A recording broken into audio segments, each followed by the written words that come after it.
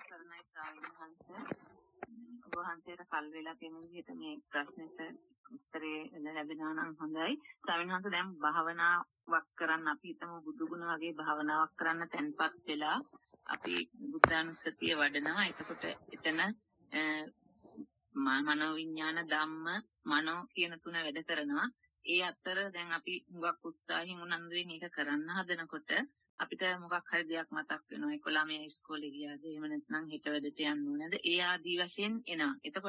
එතකොට අරමුණු දැන් අරමුණ වෙහිලා යනවා, මේ අරමුණ එනවා. ඒ ආකාරයට එන්න හේතුව ස්වාමින්වහන්සේ අර දැන් බුදුගුණ භාවනාව ගැන තියෙන උනන්දුව හරි වීර්ය හරි ඒ ආදී දේවල් අඩු නිසාද? එහෙම නැත්නම් මේ දැන් මනෝ විඥාන ධම්ම ආදී තියෙන ක්‍රියාකාරීත්වය එක ළඟ තියෙන නිසා වේගෙන් අරමුණු පහළ වීම නිසාද ඒ කොයි ආකාරයකද ඒ වගේ සිද්ධ වෙන්නේ කියලා පොඩ්ඩක් පැහැදිලි කරලා දෙනවා නම් බොහොම පිං. තෙරුවන් සරණයි.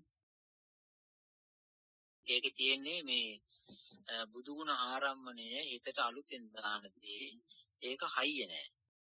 සද්ධාව තිබෙනවා හයිය නෑ. හැබැයි දරුවා කියන දේ උපාදානයේ තියෙනවා. ඒක නිසා උපාදානයේ වෙච්ච එක අලුතෙන් හිතට දාන එකට වඩා සැරයි බලවත්. ඒක නිසා තමයි උපාදාන වෙච්ච දේ එනකොට අර බුදුගුණ කියන ඒවා හැම අමතක වෙලා යනවා. මේක නා තේරෙන්නේ නැති කියලා.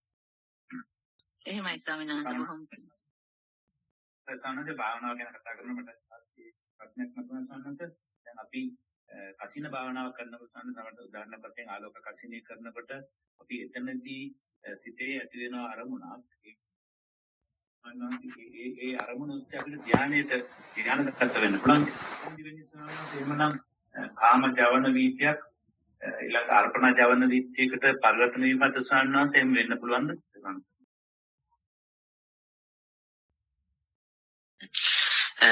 දැන් එහෙම තමයි. දැන් අත් වශයෙන් මේ අපි මේවා හරි මේ වගේ තැන්වලදී තමයි ওই භාවනාවල් ඇත්ත වශයෙන්ම කතා කරන්න පුළුවන් හොඳ තැන. නැත්තම් එහෙම සූත්‍ර හරි හොඳයි. ඒකේ තියෙන දේවල් මේ මිලිමීටරයකට කඩන්න පුළුවන්කම තියෙන්නේ මේ වගේ වැඩසටහන් වලින්. දැන් අපි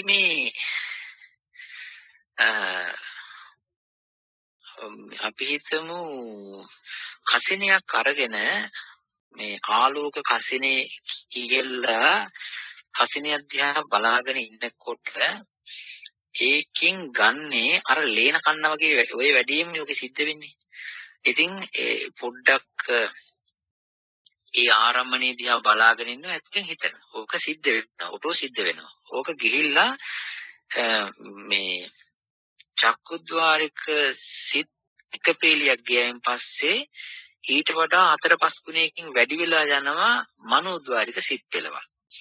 ඊට පස්සේ මේ මනෝද්වාරික සිත් පෙළවල් වැඩිවීම හින්දා ඒක වැඩි වැඩියෙන් කෙරෙන හින්දා අර ඔය චක්කුද්්වාරයෙන් ගත්ත අරමුණු ඇවිල්ලා මේ මනසට පුරුදු වෙලා මනසි ඇඳීලා යනවා. ඊට පස්සේ වෙන්නේ මේ චක්කුද්්වාරික අමු රූපය ලයිව් මේ කසින ආරම්මණය අවශ්‍ය නැහැ. අවශ්‍ය නැති වෙන්නේ ඊට පස්සේ වෙන්නේ වස්තු රූපය ආධාර කරගෙන ඒක උඩට නෙගටිව් එක හරි මතු කරලා දෙනවා ඇතුලේ. ඒක ශක්තිය අඩු වුණොත් විතරයි පස්සේ බලන්නේ. මේ ලව් එකක් නැත්තම් බැලීම හින්දා ගොඩාක් චක්කුද්්වාරික වශයෙන් ඒක ඇවිල්ලා කාම ආරම්මණය. ඊට පස්සේ දැන් මනසේ ඇඳිච්ච රූපයක් තමයි ඊට පස්සේ බලන්නේ. මනසේ ඇඳිච්ච ධර්ම රූපයක්. ඒකට කියන්නේ ඇත්ත වශයෙන්ම අරකට කියනවා පටිභාග නිමිත්ත කියලා. මේකට කියනවා මේ භාවනාවෙන් උගුලවා ගත්ත භාවනා ආරම්මණයක නිමිත්තේ කියලා. ඊට පස්සේ ඒක හිතට ගත්ත එකේ හසුරුවාගෙන ඉඳීමෙන් තමයි අර්පණාගත වෙන්නේ. ආනාපාන සතියත් ඔය වගේ.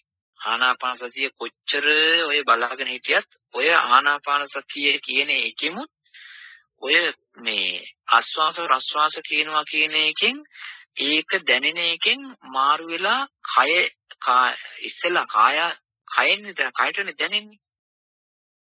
අසිනාරම්මනේ ඇහැට දැනෙනා වගේ ආනාපාන සතිය දැනෙන්නේ කයටයි. මේ ඊට පස්සේ ඒකෙන් අයින් වෙලා මනෝමයට හැරෙන්න ඕනේ.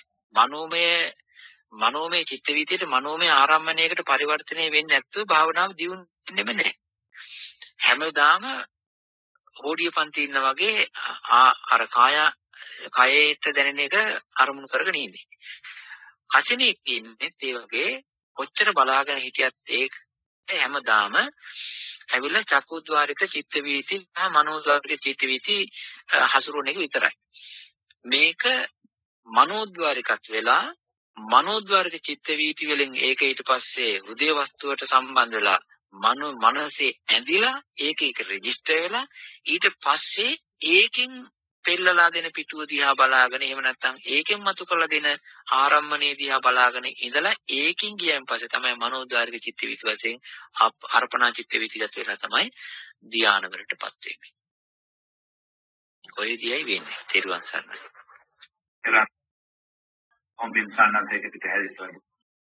තෙරුවන් සරණයි ස්වාමීන් වහන්සේ. මගේ ප්‍රශ්නේ ඒ සම්බන්ධම ප්‍රශ්නයක් තමයි තිබ්බේ. ඒ ප්‍රශ්න දෙක අහපෙන්න හොඳට ගියා. ඒක මට පහසු වෙන හින්දා දැන්. එතනදි ස්වාමීන් වහන්සේ ආනාපාන සතිය කරනවා කියනකොට ස්වාමීන් වහන්සේ දැන් පැහැදිලි කරා දැන් ඒ වෙන සිදුවීම. දැන් අපිට කියමුකෝ දැන් කාය මේ විඥානයක් නේ ස්වාමීන් වහන්සේ අපි අරමුණු කරන්නේ. දැන් කාය විඥානේ සතියකට අහු වෙන්නේ එතකොට අපිට ජවන් වලදී නේ ස්වාමීන් වහන්සේ. එහෙම එතකොට තේරෙනවානේ සතිය අර මේ මනද්වාර වර්ජන හිත වෙනකම් කියන වත්තප්පනේ වෙනකම්ම සතිය අපිට ක්‍රියාත්මක වෙන්නේ නැහැ නේ ස්වාමීන් වහන්සේ කියන එහෙම එතකොට ඒ වගේ ප්‍රශ්නයක් එනවා. ඒතකොට රහතන් වහන්සේ කෙනෙකුටත් මේ ඔය චිත්ත විදි ඒ විදිහට වැඩ කරනවා නම් ඒ සතිය ජවනවලදී විතරයි නේද එතකොට ස්වාමීන් වහන්සේ වැඩ කරන්න පුළුවන්කම තියෙන්නේ. එන්න සුඟක් කරලා අපි හිතන් ඉන්න මේ සහතන් වහන්සේලාගේ මේ සතිය හැම හිතකම වැඩ කරනවා වගේ එකක් වෙනවනම් ඒතකොට පැහැදිලි වෙනවනේ ස්වාමීන් වහන්සේ අපිට මේකේ රහතන් වහන්සේ කෙනෙකුට වුණත් අර කලින් සිත්වල සතිය පිහිටන්නේ නැහැ වගේ කියන එක. තව ප්‍රශ්නයක් තියෙනවා ස්වාමීන් වහන්සේ මේකට උත්තරේ දුන්නාන් පස්සේ මම අහන්නම් වෙලාවෙ හැටියට තේරුම් ගන්න. ඒකේ චිත්ත නියාමයේ හැටියට රහතන් වහන්සේලාටනොත් ඇත්ත වශයෙන්ම චිත්ත නියාමයේ හැටියට වැඩ කරන්නේ ඒ එක ස්වરૂපයයි. ඒ ජවන් සිත්වල තමයි ඒ ධර්ම ස්වභාව මේ සීය ආදි දේවල් වැඩ කරන්නේ. ඒ සීය යෙදෙන්න රහතන් වහන්සේලාගේ හිත්වලටත් අර ආරම්මණය අහු කරලා දෙන ක්‍රියාවලිය සිද්ධ වෙන්න ඕනේ. ඒක නිසා රහතන් වහන්සේලාටත් පුතඥයටත් මේ සයික්ස් අයටත් ඔක්කොටම චිත්ත වීති ක්‍රමය චිත්ත නියාමයේ එක හා සමානයි. එතකොට තියෙන්නේ ජවන් තුළ වැඩ කරන්නා වූ කෙලෙස් නැති ස්වභාවය පමණයි රහතන් වහන්සේලාට. නැත්තම් ඒ සිත් ගානත් ඒ විදිහමයි. ඒ වගේම චේතනාවේ තිබෙනා වූ කර්ම රැස් කරන ස්වභාවය නෑ රහතන් වහන්සේලාගේ පුතඥයාගේ එක තියෙනවා. ඒ අතින් ප්‍රධාන වෙනස්කමක් තිබෙනවා. නැත්තම් ඒ ආරම්මණයේ හැටියට පුතඥයෙක් බැලුවත් නුවණින් යුක්තව කල්යාණ පුතඥයෙක් බැලුවොත් එහෙම යම්කිසි රූපයක් ඒ රූපේ බලනකොට යෙදෙන්නා වූ චිත්ත චෛසික ධර්ම තමයි රහතන් වහන්සේගෙත් සිතේ පහළ වෙන්නේ. ඒකේ ගණන් මිමිවාසින් අඩු වැඩි වෙන්නේ නැහැ. වෙන්නේ පුතඥයාගේ හිතේ පහළ වෙන්නා වූ ප්‍රඥාව වගේ නෙවෙයි රහතන් වහන්සේගේ හිතේ පහළ වෙන්නා වූ ප්‍රඥාව. ඒක හරි මේ ප්‍රබලයේ ඇතින් ශක්තිය බලස්ථාක්තිය වැඩි. පුතඥයාගේ ඉන්නේ ඒ චිත්තයිසික ටික ඔක්කොම තියෙනවා. නමුත් එයා අහුවෙන්න යනවා. ඒ වෙනස තියෙනවා. අනිත් එක හැම එකම සිහිය නුවණ යෙදින්නේ. ඒ කියන්නේ සිහිය නුවණ හැම හිතකම යෙදෙන්නේ නැහැ. තියෙන්නේ අවශ්‍ය කරන ජවන් හිත්වල තමයි ඒතන තමයි ඔය සිහිය නුවණ පාවිච්චි වෙන ක්‍රියාත්මක වෙන සද්ධාදී දේවල් යෙදෙන ඒ ස්ථානේ. අනිත් ඒ වගේ තියෙන්නේ අරමුණ සම්බන්ධී යම්කිසි පොඩි ක්‍රියාකාරී ස්වභාවයක් කරලා දීලා ඒවා මැකී යන එක විතරයි. මම හිතනවා මේක තේරෙන්න ඇති කියලා. තවත් මොකක් හරි ඇහුව එකට එකක් කියාගෙන යනකොට පොඩ්ඩක් ඒක ස්කිප් වුණා. කියන්නේ බලන්න මොන හරි ගියාද නැත්නම් ඒක අඩු වුණාද? ඔව් තේරුණා ස්වාමීන් වහන්සේ. ඒක තමයි අපි දැන් හුඟක් වෙලාට තේරෙන්නේ හිතාන් හිටියේ අපි කාලේ සූසු දේශනාවේදී සාතන් වහන්සේලාගේ හිතේ හැම මේ හිතකම වගේ සතිය තියෙනවා වගේ එකක් නැති අපි හිතන් ඉන්නේ. එතකොට හැම අර ජවන් වල විතරයි එතකොට මේ අපි බලනකොට තේරෙන්නේ මේ සතිය ක්‍රියාත්මක වෙන්න පුළුවන් කියන එක. ප්‍රඥාවයි සතියයි කියන එක. බුදු කෙනෙකුට වුණත් මේ සතියයි ප්‍රඥාව කියන ඒවා ඒ කලින් හිතවල හැට ගන්න විදියක් නැහැ නේ. එතකොට ඒ විදිහට බලනකොට තමයි අපිට තේරුනේ මේ මට තේරුම් ගියේ මේ වගේ කතියක් තියෙනවා කියන එක. අනිත් එක ස්වාමීන් වහන්සේ ඊළඟ ප්‍රශ්නේ තමයි දැන් ආශ්වාස කියලා අපි කියනවානේ දැන් උස්ම නහය වදිනකොටම දැන් එහෙමනම් හරියට බලු සංඥාව නහය අගම තියෙන්න දෙපේ. ඒකෝල අපිට තේරෙන්නේ නිකන් මේ ආශ්වාස කියලා මට මගේ හැත් දෙකෙන් හිතේට තේරුනේ ආශ්වාස කියලා අපි අඳුර ගන්නකොටම ආශ්වාසයේ පරණ එකක් වෙලා වගේ එකක් තේමන් තේරෙන්නේ නැත්නම් සංඥාව ආශ්වාස කරන්නේ කවුද ආශ්වාස කියලා එතකොට හිතන්නේ මෙනෙහි කරන්නේ කවුද කියන එක. ඒකෝල කාය විඥානය ඇති වෙන්නේ කොහෙද ඒ සංඥාව ගන්නෙ මේ කොහෙද කියන එක. ඒ වගේ එතකොට ඒක කොහොමද අපි ස්වාමීන් වහන්සේ निराකරණය කරගන්නේ? ඒක මට කියන්න පුළුවන් මේ අපේ පින්වතුන්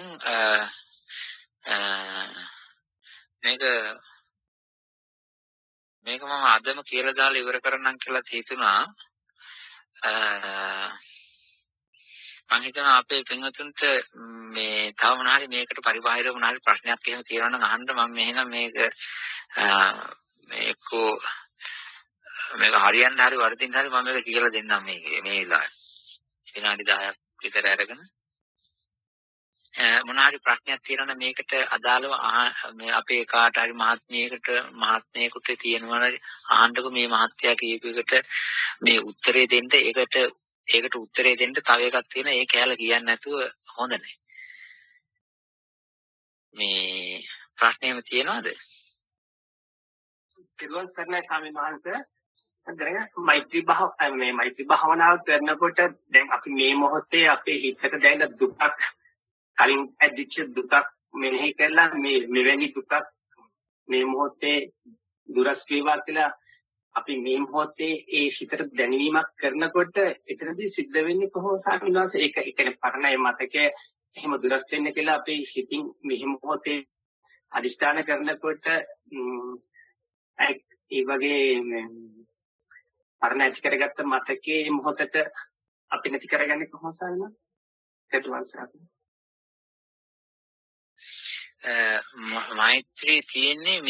මෛත්‍රී තියෙනවා අනිත් අයටත් අපේ හිතේ තිබෙන පුදුම බලයක් මහත්තයා. ඒ කියන්නේ ඔය මෛත්‍රී හිත නිස්පාදනය කරනකොට ඒ මෛත්‍රී හිතේ තිබෙන පුදුම බලයක්. දැන් අපි මොකට හරි දෙයකට මේ අත හරවලා මේ බැලගිඩියකට ගැවුවොත් එහෙම කෙලින්ම ඉබිල යනවනේ. ඒ වගේම අපි හිතමු මොකක් හරි පංච් එකක් හැටියට මොකක් හරි දෙයකට අපි මේ ගැහුවෙන් පස්සේ එතන අපි ගාන පාරට ඒක ඉබී යනවා. ඒ වගේ අපි අපේ හිතේ තිබෙනවා පුදුම බලයක්. ඕක රූපමය උපමාවක් මම කිව්වේ. අපේ හිතේ තිබෙන යම්කිසි දෙයක් පිළිබඳව ගොඩාක් හිතනකොට ඒකට වාත්තු කරන, ඒකට පනපවන, ඒකට වද්දන, අපි හිතන දේ අවංකවම ඒකේ කාවද්දන මනෝමය මහා පුදුමාකාර ගතියක් තියෙනවා. ඕක නැත්තම් අම්මලාටත් ඔය ළමයි හදාගන්න බෑ. පුදුම ගතියක් තියෙනවා. ඒක මහත්තයා දැන් ඔය අපි හිතුව මෙහෙම අපි මොකක් හරි දෙයක් මේ අල්ලලා විසික් කරනවා ඈතට විසික් කරායින් පස්සේ අපේ අතේ තිබෙනවා ඒක ඈතට විසික් කරලා දාන්න පුළුවන් බලය. අපේ ඇඟෙන් අපේ හිතෙන් අතර දීලා අතෙන් ඒක විසික් කරලා දානවා. ඒක ඈතට වැටෙනවා. ඒ වගේ ඈත ඉන්න මිනිසුන්ට අපේ හිතෙන් පුළුවන් අපෙන් අයින් වෙච්ච අපේ ශරීරයෙන් අයින් වෙච්ච හැම එක්කෙනාටම ඕක යොදන්න පුළුවන්. අනිත් එක තමයි අපි ඈතට විසික් කරන්නේ නැතුව අපි අපේ ගාව මිදගෙන උඩ දැම්මයන් පස්සේ ඒ උඩ දාලා ඔළුව ඇල්ලුවන් පස්සේ අපේ මතටම වැටෙනවා. ඔය වගේ මේ මෛත්‍රී හිත අපේ පැත්තටම හරවලා හරියට බාහිරට ඒම් කරන්නේ නැතුව කරකවල දුන්න කරකෙවුවා වගේ අපේ පැත්තට හිතලා මගේ හිත සුවපත් වේවා සුවපත් වේවා සුවපත් වේවා සුවපත් වේවා මගේ හිත සැහැල්ලු වේවා සැහැල්ලු වේවා සැහැල්ලු වේවා මගේ හිත ශාන්ත වේවා ශාන්ත වේවා ශාන්ත වේවා මගේ හිතේ දුක නැති වේවා නැති වේවා නැති වේවා නැති වේවා පීඩාව නැති වේවා නැති වේවා නැති වේවා කියලා ඕක රිපීට් කරනකොට ඔය ඒක ඒ රිපිටිෂන් එක නිෂ්පාදනය කරන්නා වූ හිතේ තියෙන මහ පුදුම බලයක්. ඒ කියන්නේ අනිත්තර කටෝර කම්කටොළු සහගත මානසික ස්වභාවයට අකමැති ඒක අයින් කරන්න කැමැති ඒ වෙනුවට සෞම්‍ය ඒ වගේ මෘදු සැහැල්ලු ගුණේ ෆීල් කරන්න කැමැති ගතියක් මේ හිතේ තියෙන. ඕක දිගට කරගෙන යනකොට මෙතන පිරෙනවා. ඒ වගේම Tamanට සැහැල්ලු දැනෙනවා කියලා කියන්නේ ඒකයි. ඊට පස්සේ ඒක ෆිල් වුණාට පස්සේ තමයි අනිත් අයට හසුරවන්න පුළුවන්කම තියෙන්නේ. ඒක තමන්ගේ තුලම ඒක හදාගන්න ඕන. දැන් අපි හිතමු දොස්තර මහත්තයා ගාවට එනවා, වේද මහත්තයෙක් ගාවට එනවා, දොස්තර මහත්තයා ගාවට බාහිර මිනිස්සු අසනීප වෙලා එනවා. දොස්තර මහත්තයා කරන්නේ තමන්ගේ දැනුමෙන් ඊට පස්සේ බේත් හදලා අනිත් අයට දෙනවා, පොවනවා, කවනවා. ඊට පස්සේ ඒගොල්ලන්ට උපස්ථාන කරනවා. ඒගොල්ලෝ සනීප වෙලා යනවා.